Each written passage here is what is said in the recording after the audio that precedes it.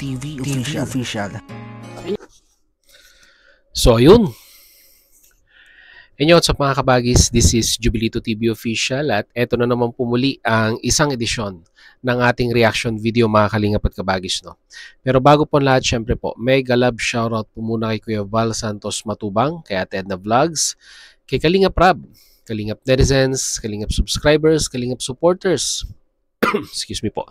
Lalong-lalo na po ang ating mga Kalingap partners. Team Karepa, Team Vios, mega love shoutout po sa inyong lahat.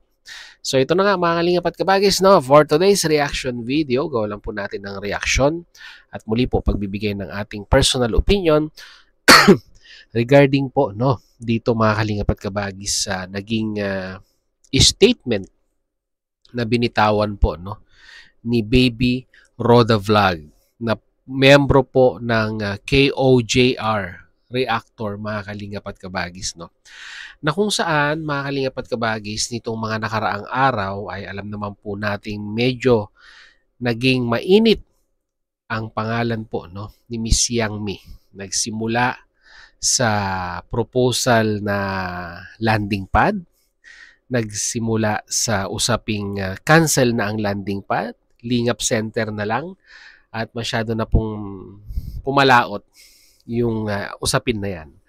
At ngayon naman po mga kalingap at kabagis ay lumabas itong si Baby Roda na kung saan ay parang nakikinita po natin na nagiging defender po siya no ni Yang Mi at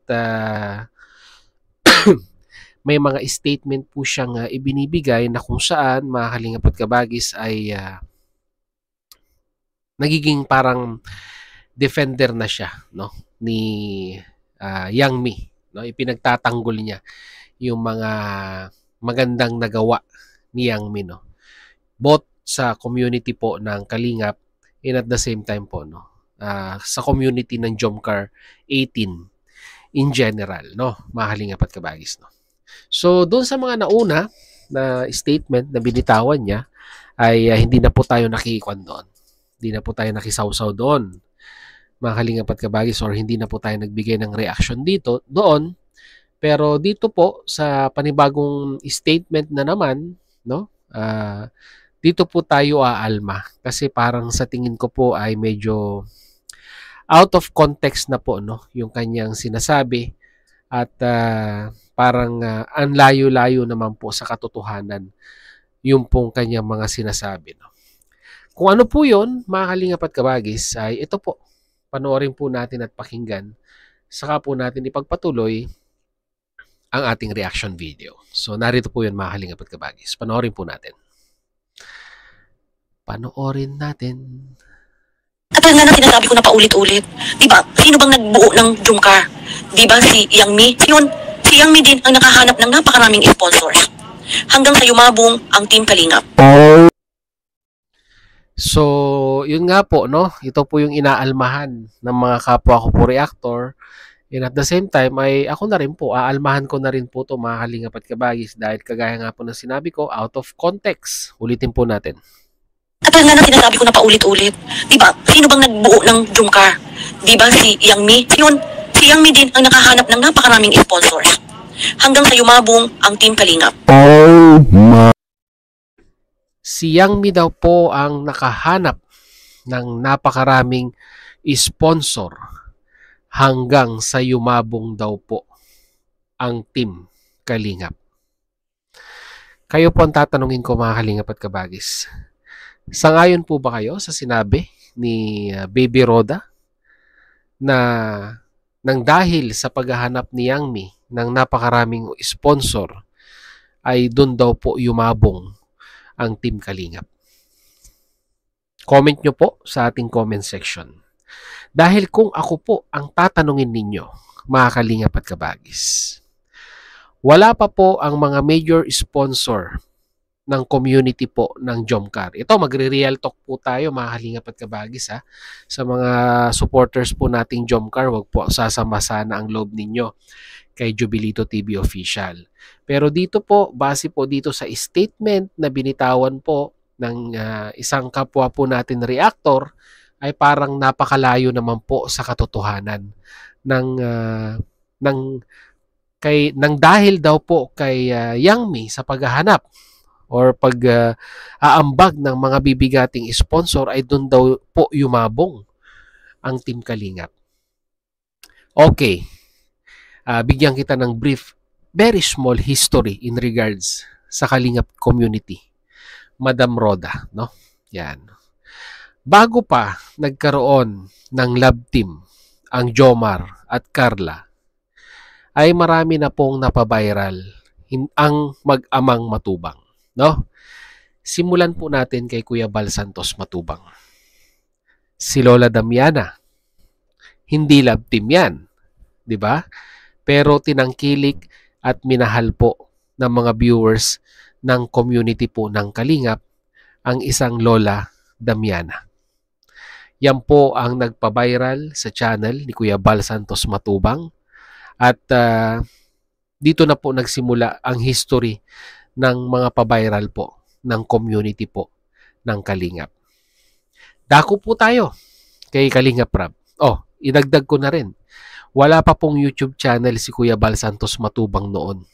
Kilalang kilala na ang salitang Kalingap. Dahil nga po marami na pong na-feature na mga natuklasan or naging beneficiaries ni Kuya Bal Santos Matubang ang na-feature po, no, sa Channel 7 at that time. So, dako tayo kay Kalingap Rab, mga Kalingap at Kabagis. No? Bago pa po na-discover ang isang Carla, ay meron na pong mga pa-viral si Kalingap Rab. Sino-sino? Kalingap at Kabagis. Nandyan po ang isa sa mga pa-viral ni Kalingap Rab, si Indianong Bicolano, si Tatay Robin, isa sa mga napaviral ni Kalingap Rab, ang tambalang Erica at Edu, mga Kalingap at Kabagis, no? Ang tambalang Rowell of Malalag at Rachel Morales, ayan, pasintabi po sa community po ng Rochelle. Nabanggit lamang po, no, yung mga napaviral, no? Yan. At sino pa, mga Kalingap at Kabagis, ang napaviral po ng Team Kalingap bago pa po magkaroon ng mga supporters ang love team po ni Jomar at ni Carla? Marami na po, mga Kalingap at Kabagis. Nandyan si Rina, no? Si Rina at si Edu nandyan bago pa po natuklasan ang Jomcar. So, ibig sabihin lamang po, mga Kalingap at Kabagis, no? Para sa akin po, ay maling-mali naman po yatang sabihin na kaya po yumabong ang Team Kalingap nang dahil po sa paghahanap ng sponsor ni Miss Yang Mi. No? Malayong malayo po, mga Kalingap at Kabagis. Kagaya nga po na sinabi ko kanina, bago pa nagkaroon ng love team ang Jomar at Carla, marami na pong nagmamahal sa mag-amang matubang. Marami na pong generous sponsor ang community po ng Kalingap bago pa po nagkaroon ng Jomcar. Para po sa kalinawan po ninyo, Ma'am Roda. Baka kasi po isipin ng mga bagong viewers at mapaniwala po sa mga sinasabi ninyo, ay napaka-unfair naman po sa mag-amang matubang kung ganun po yung magiging paniniwalaan nilang statement na nanggaling sa inyo. So sana po naging malinaw, no, kay Ma'am Roda, no? Hindi po ang Jomcar, hindi po si Ma'am Yang Mi, yan, pasintabi na po kay Ma'am Yang Mi, ang nagpasikat at nagpakilala or sabihin na nating yumabong ang Team Kalingap ng dahil po sa community ng Jomcar. Sa tingin nyo po ba magbabiral ang isang Jomcar Love Team kung hindi po yan na i-feature sa channel ni Kalingap Rab? No? Idagdag ko na rin, mga Kalingap at Kabagis, yung sinasabi na si Kalingap Rab ay scouter lamang po, no, ng Carla, no? Which is totoo, di ba? Technically, si Kalingap Rab ang naka-scout, hindi yung kanyang mga K-boys or mga scouter. Which is napakaganda po, no, mga Kalingap at Kabagis, yung nangyaring yun. Dahil nakita naman po natin ang pagbabagong nangyari sa buhay nila Carla nung sila po or nung siya po ay na-scout ni Kalingap Rab. No, mga kalingap at kabagis. So, yun lamang po ang ating reaction video for today. Mag-comment po kayo sa ating comment section kung ano naman po ang inyong opinion dito sa sinabi po ni Ma'am Baby Roda Vlog na di umano ay yumabong ang Team Kalingap dahil daw po sa pagpupunyagi, pagsisipag ng isang young me para magkaroon ng mga bigating sponsor po, ang Jomcar. Para sa akin, sa Jomcar, okay. May mga nakikuha siyang mga sponsor. Pero in general, wag po nating sabihin na ganon. Mga kalingap at kabagis. So yun lang po ating reaction for today. Kagaya na sinabi ko kanina, comment po kayo sa ating comment section. Pag-usapan po natin yan. So hanggang dito lang mga kalingap at kabagis. Once again, this is Jubilito TV Official, proud member po ng Team Kokos at ng Team Bios. So I always say mga kalingap at kabagis, peace, God first. God bless po. Bye!